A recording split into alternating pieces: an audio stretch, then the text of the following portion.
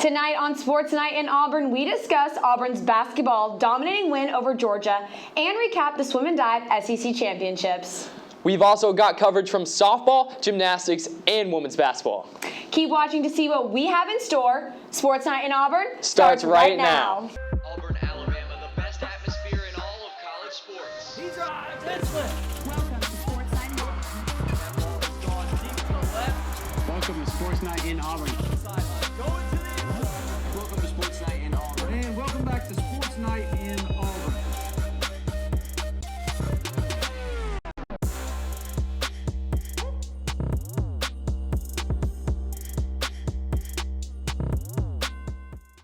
Welcome to Sports Night in Auburn. I'm Jack Corbett. And I'm Valerie Heffernan. Feels like we haven't been here in a while, Jack. How have you been? I know. Only been 2 weeks, but time like flies and moves so slow at the same time. Can't explain it. Especially when it's leap year, you know?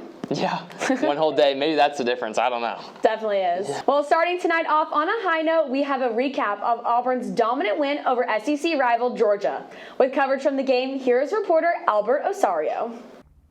It's the Deep South's oldest rivalry, basketball edition, as your Auburn Tigers took on the Georgia Bulldogs last Saturday in Athens. It was a packed house in Stegman Coliseum, as Georgia fans were anticipating an upset. In the first half, the Tigers started off strong and aggressive, as they were quickly hitting shots and making plays left and right. It was a much better start for the Tigers coming off the week break. Meanwhile, the Bulldogs were being aggressive on the paint, making sure to keep up with the Tigers to keep their mission for an upset alive. However, in the second half was when the Steg really started to come alive, as the Dogs cut the lead to 3 points, hitting more three-pointers and driving strong to the rim as usual. This didn't stop the Tigers from breaking away though, as they were starting to catch fire from beyond the three-point line. They kept running and running until they beat the Dogs to the finish line, 97-76. Chad Baker-Mazara led the Tigers with a career-high 25 points in his very first start as an Auburn Tiger. Chaney Johnson and Janai Broom both tailed up 16 points each, and freshman Aiden Holloway had 15 points on 5 three-pointers. This game was a very important comeback win for the Tigers, as they keep their hopes alive for a high seed in the SEC tournament. Even without Jalen Williams, the Tigers can still have fun and play their game well. The Auburn family came to Athens and showed up loud and proud, and hey, even Dylan Cardwell hit a rare big man three. The Tigers will be on the road again, taking on Tennessee this Wednesday, while coming back home this Saturday for their second matchup against Mississippi State. This is Albert Osorio from Eagle Eye TV. The 11th ranked Tigers will travel to Rocky Top next for a crucial top 15 matchup against number 4 Tennessee. With Tennessee at the top of the SEC with an 11-3 conference record and Auburn trailing right behind them with a 10-4 conference record, this is a massive game for both teams. So, Val, talking about men's basketball, we all saw it, the Jalen Williams injury. It looked bad. It looks like he's coming back soon. But who do you think is going to be that glue guy, that X factor for Auburn against Tennessee? Definitely. Well, you know, Bruce said today that Jalen is up and moving more than they thought he would be, so he is traveling to Rocky Top with the team. But after the game with Georgia last week, I think that Chad Baker-Mazara is really up there with the team. You know, he started off, he was in that starting lineup, and he had a record career of 25 points in that game. I mean, he's really showing up and showing out when it counts, so I think he's going to be a huge factor for this game against Tennessee. Yeah, he was great against Georgia, super lanky defensively, has a really long wingspan. But I'm going to go with Chaney Johnson just because he's kind of getting into the rotation more. Chad Baker-Mazara, I feel like, was always getting really consistent minutes, but Chaney was getting kind of a little bit less, but now he got a lot against Georgia. I think Bruce called him the most athletic player on the team. I think he's going to get even more against Tennessee, and hopefully he's going to shut down Don't Connect. Agreed. I think when you put Chaney and Chad up there together, I mean, they're a powerhouse duo, so I have good feelings for Auburn this weekend. I mean, we'll see what happens tomorrow. Yeah. Fingers crossed.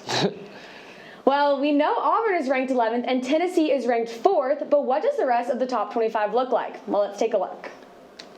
Looking at this, I see that UConn has dropped. It was a really hard week for them. They kind of had a beatdown against Creighton, but that moved Houston up to the #1 spot. So it'll be interesting to see if they can hold that top spot.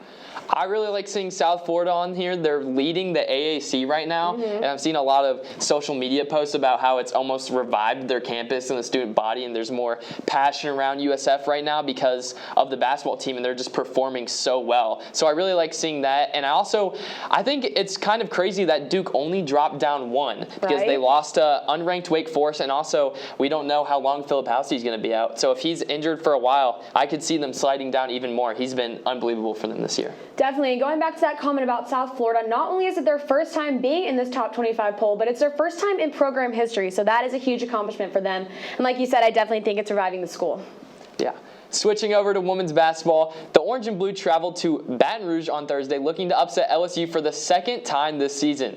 The team put up a hard-fought battle as they lost to the number 13 LSU Tigers 71-66. Auburn's Honesty Scott Grayson led both teams with 28 points. 15 of those came from three-pointers, marking a career best for Scott Grayson. Even though they weren't able to secure a win, Auburn gave it all they had until the final buzzer. After a close road loss, the Lady Tigers look to bounce back at home with a win against Texas A&M. Let's check out reporter Trinity Love's take on the game. On Sunday, Auburn showed that teamwork makes the dream work against Texas A&M. The Tigers gathered 22 points from turnovers and out-rebounded the Aggies by 11. This led to a 57-41 win, making this the Tigers' 6th SEC win. With 3,760 fans in attendance, the Tigers broke the program's season record, which now stands at 52,351. In the first quarter, the Aggies took the lead by 4 points after the Tigers missed 8 shots. In the second quarter, Auburn decided to step up their game by forcing 12 turnovers and outscoring their competitors by 11. The Tigers continued to remain on top in the second half, leading to a 17th team victory. Here's what Coach Johnny Harris had to say about the game. I thought it was a good team effort on our part. I thought they came out with a really good defensive plan for Honesty. But we had some other players to step up, and we've been talking to them about that. We've been preparing for that. When teams double team her or they're really physical and aggressive with her, trying to take her away, we have to have some other people step up, and we did. Next up, the Tigers will host senior night and take on Mississippi State Thursday at 7 p.m. With Eagle Eye TV, I'm Trinity Love. Auburn will host Mississippi State next for senior day and the last home game of the season on Thursday before traveling to the Swamp to take on the Florida Gators on Sunday. All right, so we just talked men's basketball. Let's get into some women's basketball a little bit. Yeah. So Johnny Harris, she's put Auburn basketball on the map for the women's team. Honesty Scott Grayson has been great. They have a lot of great supporting pieces like Taylon Collins, I really enjoy watching. Jemiah Mingo Young from Alabama. That just great testament to her recruiting ability. What do you like most about our team? What are you looking forward to in the future? Definitely. Well, I think Johnny Harris really reshaped this program. I mean, coming into Auburn in 2021, the previous season, Auburn was 0-15 in SEC play, and it kind of takes a lot to reshape a team. I mean, it doesn't happen overnight, and I think Johnny's really putting her all into this team. She finally has a great coaching staff. She's utilizing her recruiting skills. I mean, the team is on fire, like you said. Jemiah Mingo Young coming from Bama. She's a powerhouse, and it really shows in their play. I mean, they beat LSU at home. They almost beat LSU away. I think Auburn Lady Basketball is really stepping up this season. I think it's going to continue to grow. Yeah, I'm excited to see what players step up next year, as Honesty Scott Grayson is a grad student, so she's probably out the door, you know. Definitely. Yeah, so we have a lot of young guys coming in. Exactly. I mean, the environment will definitely change, but I think the Lady Tigers are here to stay for the next couple of seasons. I think they're going to continue to give it their all. Well, sticking with the theme of basketball, we have a little bit of news from you from the NBA. First, on Monday, Auburn raised their number of former Auburn players in the NBA from 5 to 6. That's right, point guard Sharife Cooper is finally getting another shot to play in the NBA. Cooper was signed to a 10-day contract on the Cleveland Cavaliers. After originally being drafted by the Atlanta Hawks in the 2021 NBA draft, Cooper has been playing for Cleveland's G League affiliate, The Charge, for the past few seasons, where he is currently averaging 18.5 points per game. Then, over in Houston, everyone's favorite Jabari Smith Jr. broke yet another record. He became the youngest player in NBA history to record 1,500 points, 1,000 rebounds, 200 three-pointers made, and 100 blocks at just 20 years old. This season, he is currently averaging 13 points per game. Smith and the Rockets are in action tonight against the Oklahoma City Thunder at 9 p.m. Coming up, we have updates on the Swim and Dive SEC Championships and the SEC Track and Field Indoor Championships. But first, it's trivia time. Yes, it is, Jack. Our question tonight is, how many national titles does Aubrey the Tiger have? Is it A, 11, B, 14, C, 21, or D, 12? Tweet us at EETV_sports or check out our Instagram stories at EagleEyeTV_sports to let us know what you think. You're watching Sports Night in Auburn. We will be right back.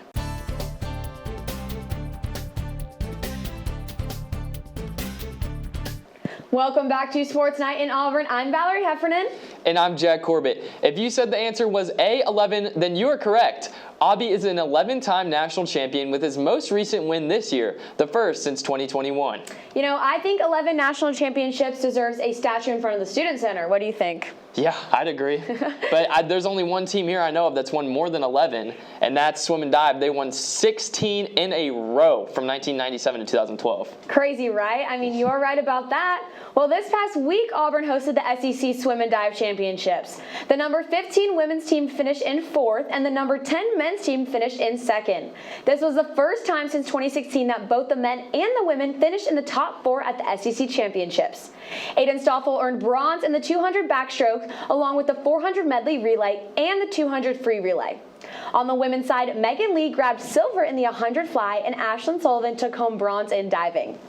Up next for the Tigers, Auburn will host the last chance meet this upcoming Friday and Saturday, while divers will head to Athens, Georgia for the Diving Zones qualifier.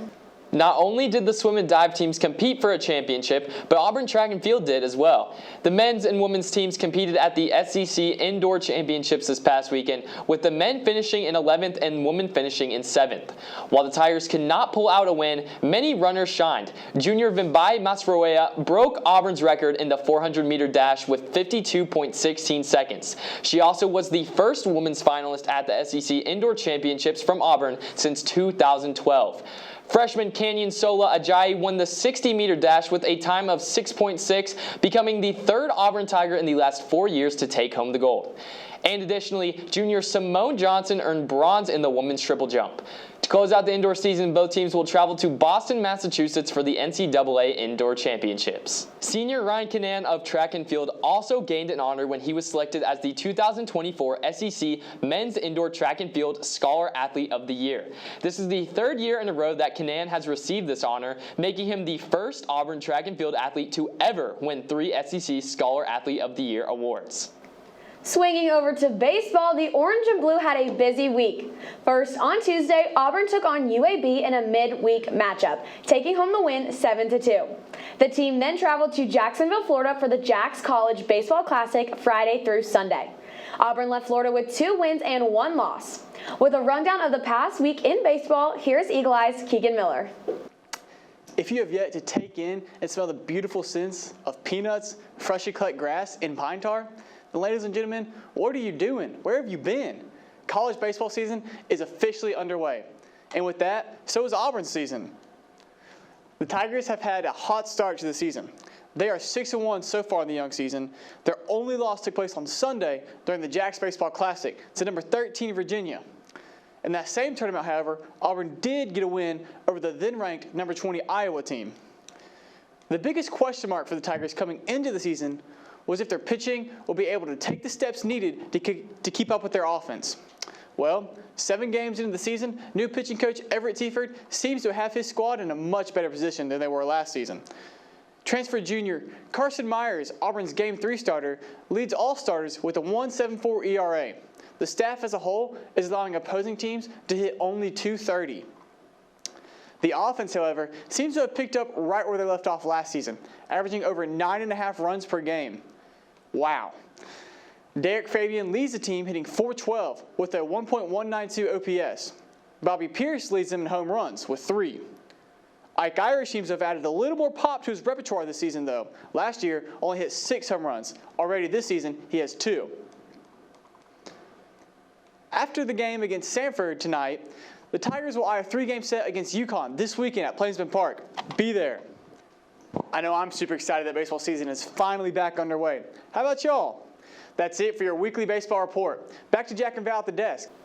The Tigers are currently in action right now, taking on Samford, and look to host a 3-game series against UConn over the weekend. However, we aren't done with baseball just yet. After the Jacks College Baseball Classic, several Tigers were named to the All-Tournament team, with one even named MVP. Junior Derek Fabian, sophomore Ike Irish, junior Cooper McMurray, and graduate Bobby Pierce were those honored, with Pierce being named the tournament's most valuable player.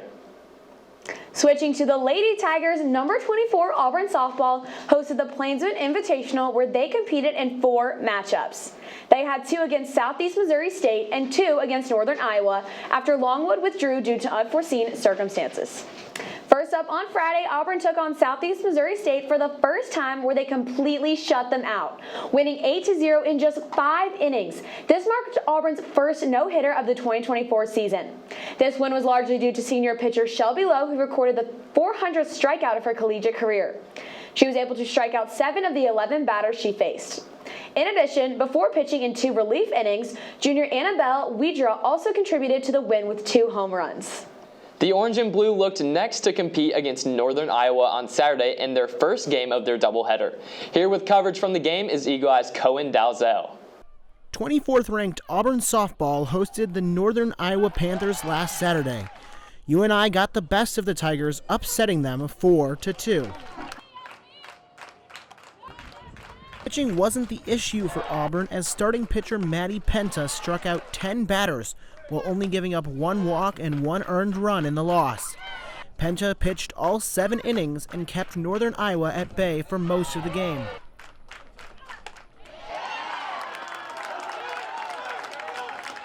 The real problem for the Tigers was the errors. A missed ground ball to shortstop and an overthrow on a routine play to first plated the first 2 Panthers runs in the 4th. A throwdown on a steal attempt got away into center field and scored another. The only run not scored on an error was this home run by left fielder Alexis Papillo in the top of the 6th. The Auburn offense wasn't ice cold either. They got a couple really good hits and started a couple rallies, but they couldn't get the big hit when they needed to. The Tigers finally struck in the bottom of the 6th on a single to center field by Isis Tresvik, followed by a single to left by Amelia Lech. This wasn't enough, as Auburn was shut down in the 7th and took the loss. I'm Cohen Dalzall with Eagle Eye TV, and thank you for watching. After that close loss, Auburn hoped to bounce back in the second game of their doubleheader, taking on Southeast Missouri State once again. Let's take a look on reporter Zach Card's recap of the game. Game 3 of the Plainsman Invite, and the Tigers sit 1-1 after the first 2 games and 5-2-1 on the season. Pitcher Shelby Lowe started off the game with back-to-back strikeouts in a 3-up, 3-down first inning. In the second inning, a great bunt from Brittany Allfalter brings in Gracie Luna for the first run of the game, and in the same inning, a wild pitch scores another run for Marissa Peak. Bottom of the second, and Amelia Lech gets a hold of this one, homers it to right center field, bringing the Tigers back within 1. Top of the third, Annabelle Widra on the mound, and she has her center fielder, Michaela Packer, to thank with that catch. After walking 2 batters with the bases loaded, Nelia Peralta steps up and crushes the pitch for a grand slam. Mariah Penta also homered, and the Tigers held a 3-9 lead after 3. A double to right center field from Sophie Shoup brings in 2 to score for Southeast Missouri State. But eventually, Auburn extended the lead back up to 7 in the 4th. And with Riley McNamara up to the plate, she pops up, but Allfalter can't bring it in. Tigers end this one in 5 innings, 13-5. For Eagle Eye TV, I'm Zach Carr. Finally, after sweeping Southeast Missouri State, the Tigers looked to tie the series 1-1 with Northern Iowa. With a final score of 1-0, Auburn did just that. Led by senior pitcher Maddie Pinta, Auburn was able to end the weekend with a win. This game was the 5th career no-hitter for Pinta, making her 2nd in Auburn softball history, just behind Holly Curry, who has 7 career no-hitters. Pinta is also 2nd in Auburn softball history in career wins with 63, tied with Lexi Davis and behind Kaylee Carlson. Up next for the Lady Tigers, they travel to Birmingham tomorrow to take on UAB and then come back home to host the Jane B. Moore Memorial from Friday to Sunday. Spring season is here for women's soccer as they opened with their first exhibition game against Jacksonville State. Auburn defeated the Gamecocks, winning 2-0. Defender Mallory Mooney scored the first goal and graduate midfielder Becky Contras got the second. Coming up, they continue spring play, taking on South Alabama at home on Saturday, March 16th. Up next on Sports Night in Auburn, we have coverage from the last home gymnastics meet of the season and an update on football jersey numbers. But first, it's trivia time. Who was named the 2023 SEC Gymnastics Scholar Athlete of the Year? Was it A, Sophia Groth, B, Cassie Stevens, C, Suni Lee, or D, Aria Brush? Check back with us after this short break to see if you're right.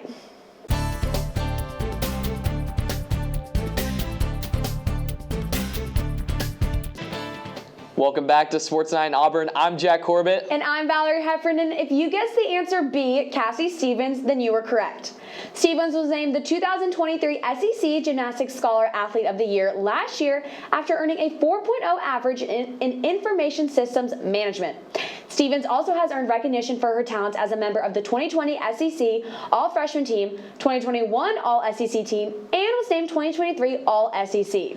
That's a lot of awards. Right? She got a crazy resume in there. Yeah. So with gymnastics, what do you think? Cassie Stevens out of the door. Olivia Hollingsworth is leaving. She's been a huge piece for gymnastics. Aria Brush. Who do you think's going to step up, or who do you think's returning? Well, you know, I don't know. I've heard some rumors here and there. Have you? Yeah, I've heard some rumors of some SUNY Skies, maybe a Olympic champion returning to Auburn. To Neville? Yeah. You never know. Well, with that news, speaking of Cassie Stevens and Auburn gymnastics, let's take a look at reporter Maddie Baughn's recap of the meet against Mizzou.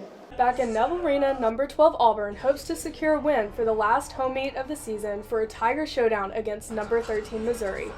Although both teams are coming off of losses, Missouri scored a season-high overall of 197.475, while Auburn earned a season-best road score of 197.1 at LSU. With Auburn holding the all-time series lead over Missouri, Coach Jeff Graba says that the team will need to have a great night in all 4 events in order to compete with the Missouri Tigers. In their first rotation, senior Cassie Stevens scored a 9.9 on vault, leading Auburn to receive a 49.2, but the Missouri Tigers ended the rotation with a lead of 49.225 on bars. The Auburn Tigers dominated the second rotation with a 49.325 on bars. 5th year Aria Brush started the rotation off with a score of 9.875, with Sophia Groth sticking the landing as the 3rd spot.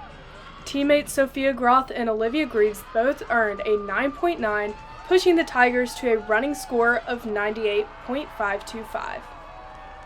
Missouri opened up their second rotation with a vault score of 9.8 from Sienna Schreiber. The Tigers ended their rotation with their 2 high scores of 9.875 from Jocelyn Moore and Amari Celestine. The Missouri Tigers scored to tie their 3rd best vault performance of the season. Starting the 3rd rotation off strong, freshman Paige Zancan stuck the landing, scoring a 9.85. The Tigers continued their high scores with 2 9.9s from Groth and Hollingsworth, and a 9.925 from Stevens. The Tigers ended with a 9.25 from McLaughlin with a running score of 147.850. The Missouri Tigers did not disappoint on the floor. The Tigers lead Auburn by 0.175 points after a score of 49.475. Teammates Kennedy Griffin, Amari Celestine, and Jocelyn Moore showed out with individual scores of 9.9, 9.25, and 9.5. But this was not enough to compete with Auburn during the 4th rotation. Starting off the rotation, Aria Brush scored a 9.850, but the team's individual scores continued to increase with each spot, leading the Tigers to a season best on the floor. Teammates Hollingsworth and Stevens closed the rotation with both 9.95s. Missouri closed out the meet on beam with a score of 49.475. The team scored their highest overall in Neville Arena with a 197. This is their highest road score against Auburn, but it was not enough to defeat the Auburn Tigers with an overall score of 197.425. Auburn was able to close out their senior night with a home win before they faced Georgia on the road. I'm Maddie Baughn with Eagle Eye TV. Coming up for the number 14 Lady Tigers, they will travel to Athens to take on number 20 Georgia on Friday for the last SEC matchup of the season. With spring ball officially starting today, it only makes sense for us to talk some football. 40 football numbers were released for incoming freshmen, transfers, and current players who switched their existing numbers. Let's take a look. Val, who are you most excited to see this season? As spring training starting today, we have a lot of new faces coming in. Which guy really sticks out to you? I'm definitely excited to see Cam Coleman come to the Plains. He is number 1 wide receiver recruit in the state of Alabama, number 2 in the nation, and number 8 overall. So I think I'm really excited to see him, how he adjusts to the Plains, and how Coach Freeze works with him this season. Yeah, super excited for Cam. I'm going to choose his counterpart, Walker White. Super excited to see him. He'll probably play backup this year behind Payne Thorne, but he could definitely compete for a spot with Payne Thorne, and it would be really exciting to have a freshman at the helm kind of controlling the offense, because I think Cam and also Perry Thompson are going to get a ton of minutes, and we're going to see them on the field a lot. Definitely. It'll be exciting to see them when they take the field for A-Day, April 6th, so mark your calendar. Well, shifting gears to number 2, men's golf, it was a busy week. 4 Tigers competed in the Prestige Individual and another 4 in the Wolfpack Individual. At the Prestige Individual, junior Ryan Esselman earned his 7th top 10 finish in his collegiate career, placing 6th overall. Then, over at the Wolfpack Invitation, freshman Caden Pope got the first top 5 finish of his collegiate career with 5th place. Currently, they are finishing up at the Southern Highlands Collegiate in Las Vegas. After this, the team will travel to Pinehurst, North Carolina for the Pinehurst Intercollegiate on Monday, March 4th and Tuesday, March 5th. On the women's side, the number 11 ranked Tigers finished up at the Moon Golf Invitational last Tuesday, securing 2nd place. The Orange and Blue will head to Hilton Head, South Carolina next for the Darius Rucker Intercollegiate, starting Monday and ending Wednesday. Men's tennis competed in the Blue-Gray National Tennis Classic this past weekend in Montgomery. They secured a win over Middle Tennessee State 4-2, but came up short against number 21 Michigan State and number 18 Alabama. Next up, they will take on Ole Miss on Friday here in Auburn. As for women's tennis, the Tigers went 1-1 this weekend, losing to number 13 Pepperdine 6-1, but bouncing back and grabbing a win against USF 7-0. They start SEC play this weekend, hosting Kentucky on Friday and number 23 Vanderbilt on Sunday. Before we say goodnight, here are all the upcoming events for Auburn Athletics this next week. Jack, are you excited to see any of these games? I think it's on the next slide that we'll see in a second, but number 6 Auburn Equestrian, number 2 SMU in town, the defending national champions. Kentuckians, we love our horses. Super excited for that. I think that's going to be really entertaining. Definitely. I'm excited to see that too. I'm also excited for basketball tomorrow night. Of course, Jack, I know you're going to cover that game. Yeah, making a little trip to Rocky Top with Micah. That'll be fun. That will be. Well, we're excited to see your package when we come back. Well, thank you so much for tuning in to Sports Night in Auburn. I'm Valerie Heffernan. And I'm Jack Corbett. We will see you back in the studio in 2 weeks. Good night, and War Eagle.